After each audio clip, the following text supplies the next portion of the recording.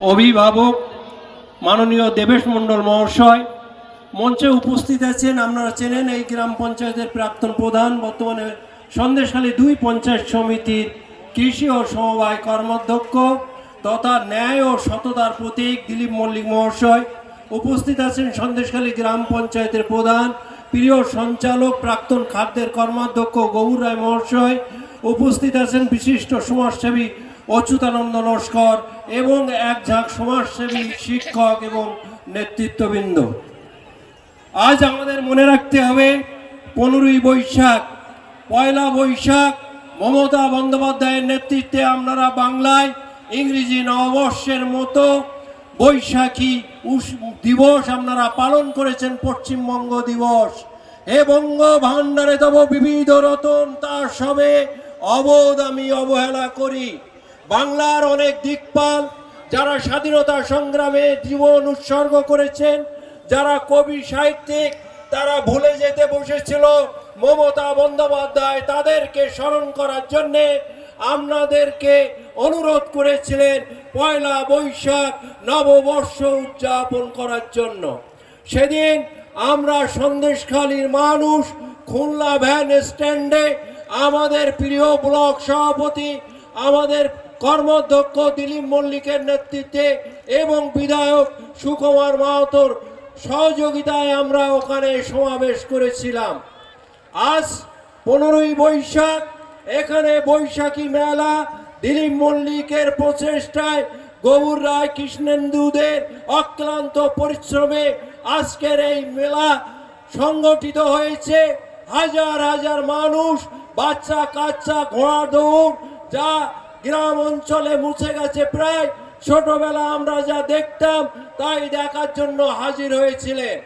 অনেকের মনে খানিকটা অতৃপ্ত বাসনা রয়ে গেছে, তারা সবটা ভালোভাবে উপলব্ধি করতে পারেননি। হাজার হাজার মানুষ, ঘোড়া যেদিকে মানুষ সেই দিকে যাচ্ছে, শৃঙ্খলা ভেঙে যাচ্ছে। আমাদের যারা নেতৃত্ব দিয়েছেন মেলা কমিটির, তারা সবটা সামলাতে পারেননি। তাই আগামী বছর আবার সুন্দরভাবে যাতে করা যায় সেই দিকে লক্ষ্য রেখে তারা এগোবেন। তা সত্ত্বেও আজকে মনে রাখতে হবে সারা ভারতবর্ষে বিভিন্ন মন্দির আছে।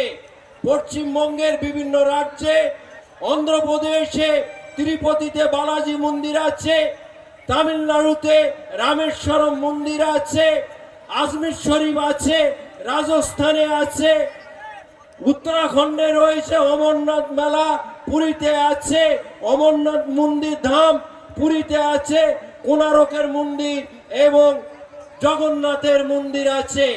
পশ্চিমবঙ্গের মুখ্যমন্ত্রী চিন্তা করলেন যে আজকে হাজার হাজার মানুষ, লাখ লাখ মানুষ দীঘার সমুদ্র সৈকতে যান। তিনি 20 একর জমি নিয়ে 60 বিঘে জমির ওপরে 2022 সালের অক্ষয় তৃতীয়াতে এই মেলার শিলান্যাস করেছিলেন, ভিত্তিপ্রস্তর করেছিলেন, মন্দিরের ভিত্তিপ্রস্তর করেছিলেন।